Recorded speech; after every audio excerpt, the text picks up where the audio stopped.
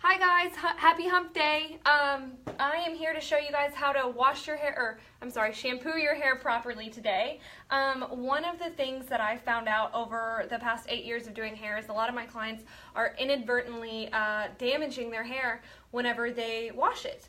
One of the reasons is because they're using cheap shampoos from Walmart, Target, just wherever is convenient for them, and they're actually paying overpriced.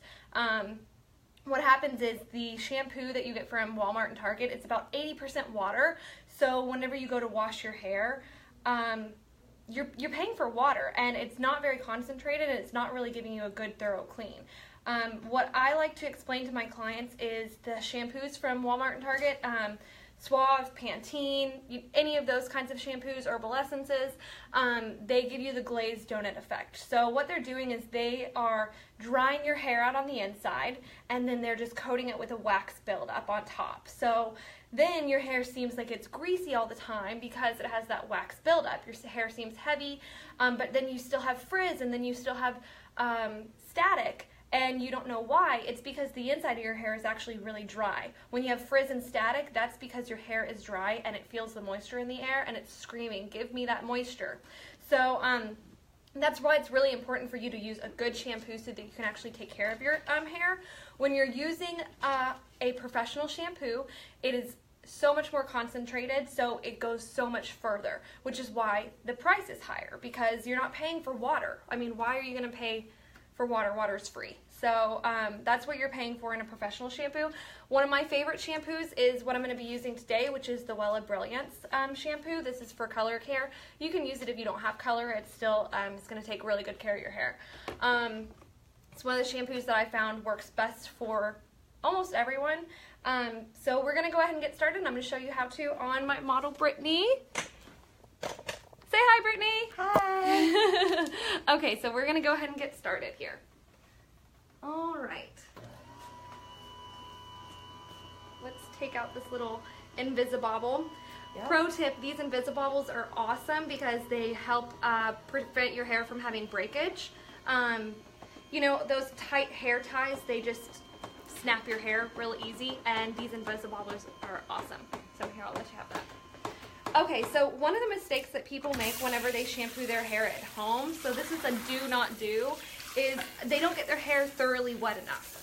So if you watch, whenever you're in the shower, you put your hair back under the water, and you just get it wet, and then you say, okay, my hair's wet, let me go ahead and put the shampoo in. It's not completely wet. So if we part Brittany's hair, you can see underneath here, it's dry. There's parts in here that are dry.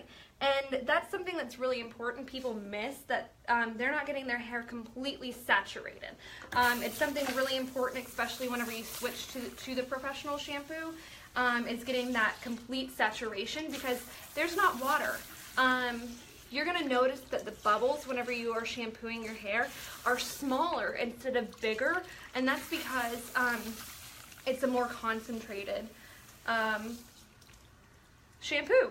It's not all of that water. If you have a lot of water, it's going to make a bigger bubble. So now that I have made sure that Brittany's hair is completely wet, I separate it, make sure that I get all of it underneath, that underneath layer wet. I'm going to take a quarter size of shampoo, and I'm going to make sure I get it a little bit everywhere.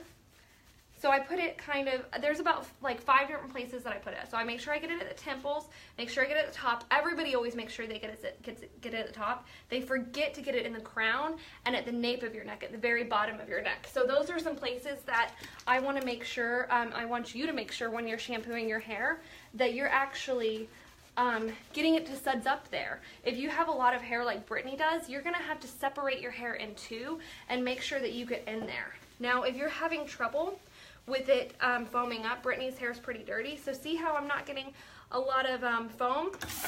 Real easy, go over it once with the water and see how that suds up a lot faster. I get a lot more suds. The reason for that is it's so concentrated, so it doesn't have that water, so you have to add that water. That's why you're wanting to get your hair really clean that way.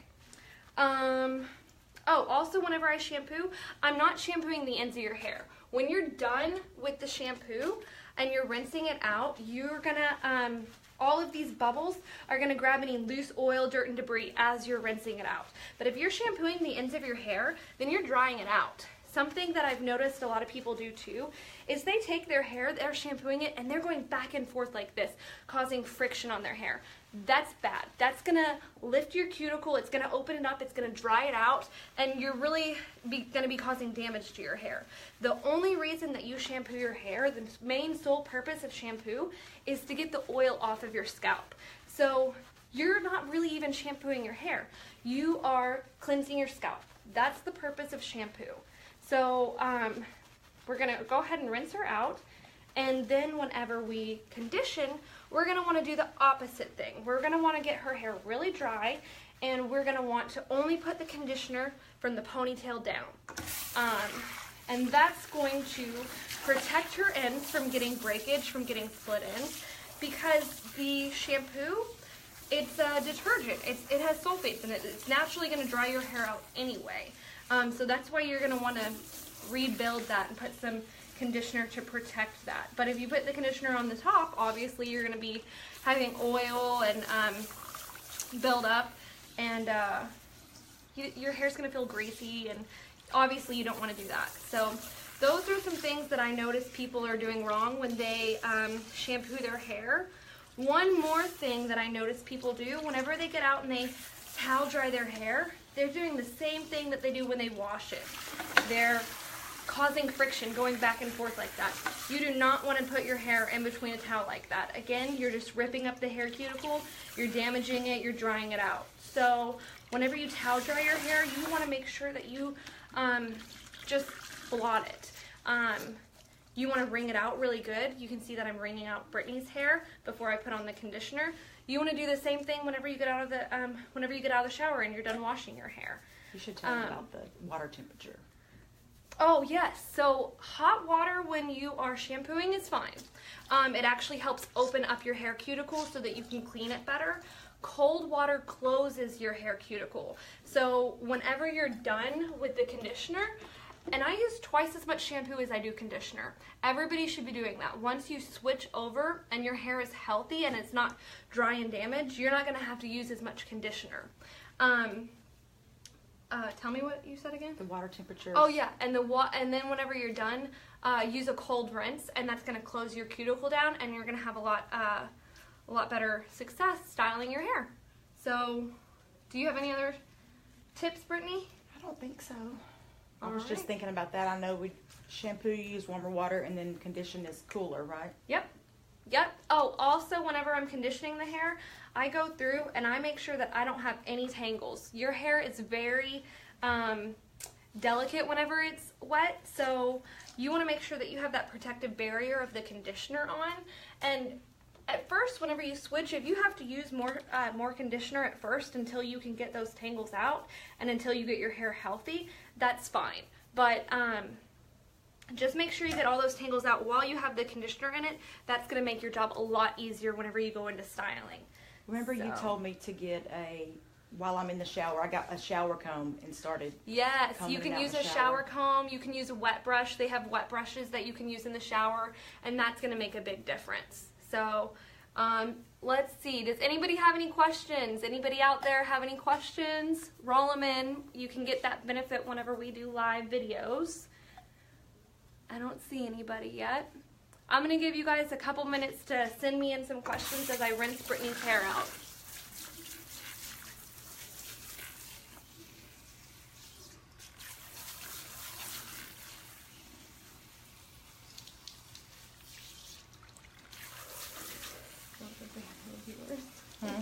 I don't think we have any viewers. Not yet. I'll watch it later.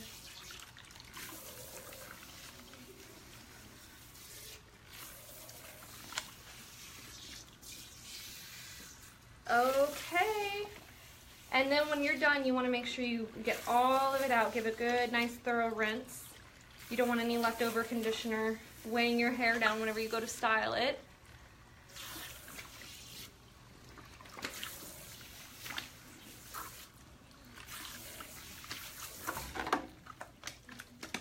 and then I wring it out. All right, thank you guys so much for watching. Have a happy hump day, and if you have any questions, feel free to leave those in the comments area, and I will definitely get back to you and answer those questions as soon as I get them. Thank you.